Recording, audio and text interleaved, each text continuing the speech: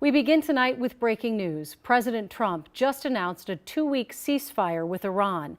This comes just 1 hour before President Trump's deadline for Iran to reopen the Strait of Hormuz. Lauren Lemanchek joins us from the live desk. Lauren? Yeah, Julie, this is all happening right now. Just minutes ago, President Trump announced on Truth Social he is going to suspend the attacks on Iran for 2 weeks.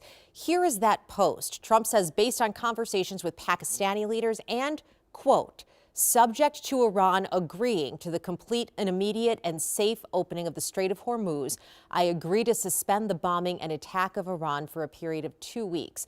The president called it a double-sided ceasefire, and Trump goes on to say the U.S. has already met and exceeded military objectives and are far along on long-term peace with Iran. Of course, this is a far cry from the previous post where the president had threatened that a whole civilization would die tonight. Now, one thing I did just see CNN reporting, Israel has also agreed to this ceasefire, but we have not yet heard from Iran and whether they will, in fact, open the Strait of Hormuz. This is all developing just in the last few minutes, so more details certainly will come out exactly what this agreement is and how it came about. Julie? We'll keep updating people throughout the show. Thank you, Lauren. Well, the situation in Iran has sparked intense reaction overseas and here at home as well. Jessica Hart spoke with some people speaking out against the Iranian regime tonight and about their concerns about this war. Jessica? Yeah, Julie, I talked with Minnesotans who still have family over in Iran. They've been able to communicate with them, but it's been tough because for the past 39 days, they say there's been no internet. The Minnesota Committee in support of a democratic Iran says in the last 3 weeks, at least 13 political prisoners have been executed. They fear another bloody chapter lies ahead for the country with the ongoing conflict.